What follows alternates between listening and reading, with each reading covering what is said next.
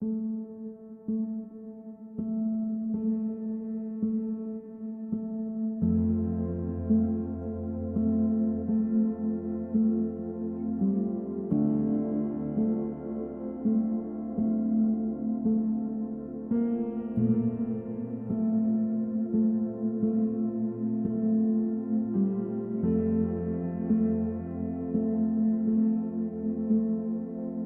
saudara-saudaraku, salam sejahtera bagi kita semua. Sebelum kita memulai renungan hari ini, marilah kita sama-sama bersatu di dalam doa. Bapa, kami mengucap syukur Tuhan karena pada kesempatan kali ini kami dapat berkumpul bersama-sama untuk merenungkan firman-Mu ini Tuhan. Pakai hamba-Mu selalu Tuhan, biarkan setiap kata yang terucap akan menjadi berkat bagi kami Tuhan. Kami percaya renungan hari ini akan selalu menguatkan hati kami yang akan melakukan aktivitas hari ini Tuhan. Terima kasih Tuhan. Di dalam nama Tuhan Yesus kami sudah berdoa dan siap memulai renungan-Mu hari ini. Haleluya. Amin.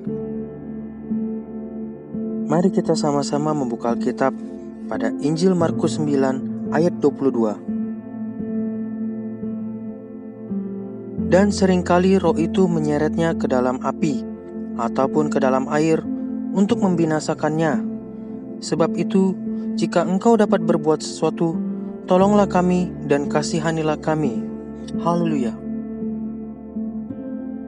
Tema renungan hari ini, setelah pemulihan di gunung, lembah tempat kehinaan. Ketinggian puncak gunung yang merupakan pengalaman indah bersama Allah diukur oleh pekerjaan yang susah dan menjemukan di lembah, di mana kita harus hidup untuk kemuliaan Allah. Di lembah kehinaanlah kita menemukan nilai kita yang sesungguhnya bagi Allah. Disitulah kesetiaan kita tersingkap. Setiap kali setelah pemulihan, kita dibawa turun dengan sekoyong-koyong memasuki keadaan nyata yang sesungguhnya, di mana tidak ada lagi yang indah, suasana yang puitis dan menggetarkan jiwa. Ketinggian puncak gunung diukur oleh pekerjaan yang susah dan menjemukan di lembah. Namun, justru itu di lembah itulah kita harus hidup untuk kemuliaan Allah. Kita melihat kemuliaannya di atas gunung, tetapi kita tidak pernah hidup bagi kemuliaannya di sana. Di tempat rendah dan tempat yang penuh kehinaanlah kita menemukan nilai yang sesungguhnya bagi Allah, dan disitulah kesetiaan kita tersingkap. Kebanyakan dari kita dapat melakukan banyak hal jika kita selalu berada pada tingkat semangat berkorban yang tinggi, yang semata-mata adalah karena keakuan lahiriah hati kita sendiri.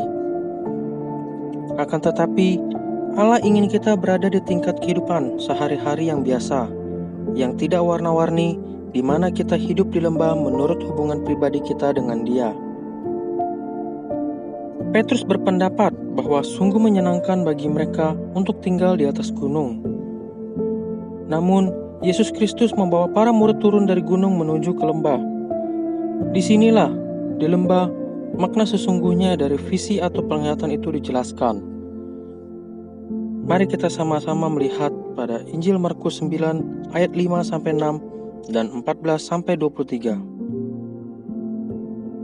Ayat yang kelima, kata Petrus kepada Yesus, "Rabi, betapa bahagianya kami berada di tempat ini. Baiklah kami dirikan 3 kemah, satu untuk engkau, satu untuk Musa, dan satu untuk Elia."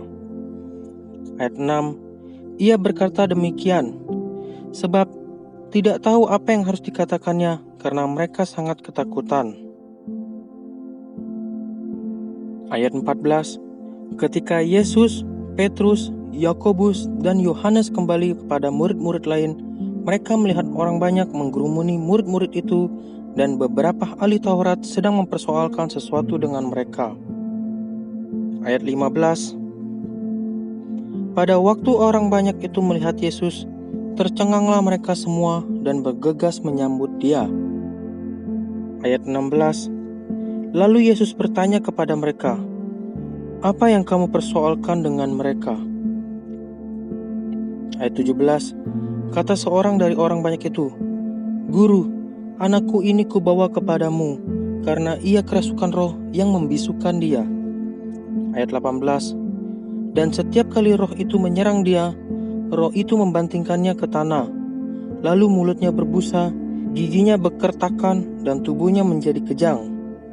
Aku sudah meminta kepada murid-muridmu, supaya mereka mengusir roh itu, tetapi mereka tidak dapat. Maka kata Yesus kepada mereka, "Hai kamu angkatan yang tidak percaya, berapa lama lagi aku harus tinggal di antara kamu? Berapa lama lagi aku harus sabar terhadap kamu? Bawalah anak itu kemari." Lalu mereka membawanya kepadanya. Waktu roh itu melihat Yesus, anak itu segera digoncang-goncangnya, dan anak itu terpelanting ke tanah dan terguling-guling, sedang mulutnya berbusa. Ayat 21, lalu Yesus bertanya kepada ayah anak itu, "Sudah berapa lama ia mengalami ini?" Jawabnya, "Sejak masa kecilnya." Ayat 22, dan seringkali roh itu menyeretnya ke dalam api ataupun ke dalam air untuk membinasakannya. Sebab itu, jika engkau dapat berbuat sesuatu, tolonglah kami dan kasihanilah kami. Ayat 23, jawab Yesus, "Katamu, jika engkau dapat, tidak ada yang mustahil bagi orang yang percaya." Haleluya. Dalam kalimat "jika engkau dapat berbuat sesuatu", diperlukan lembah rendah kehinaan untuk menyingkirkan skeptisisme atau keraguan-raguan dari diri kita. Lihatlah ke pengalaman masa lalu kita sendiri, dan kita akan mendapati bahwa sebelum kita mengenal siapa Yesus sungguhnya, kita seorang yang skeptik akan kuasanya. Ketika kita berada di puncak gunung, kita dapat mempercayai segala sesuatu.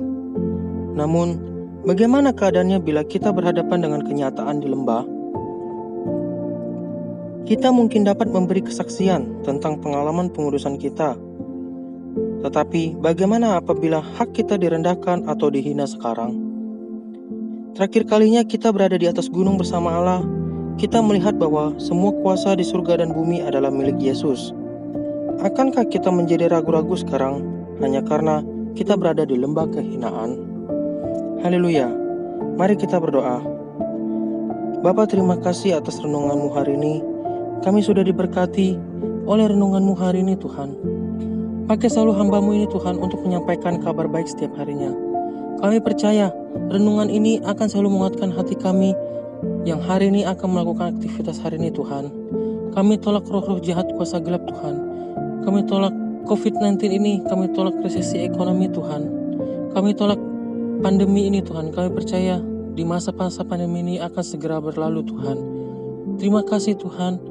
Di dalam nama Tuhan Yesus kami berdoa dan mengucap syukur. Haleluya. Amin. Terima kasih yang sudah mengikuti renungan hari ini. Sampai jumpa di renungan berikutnya. God bless you.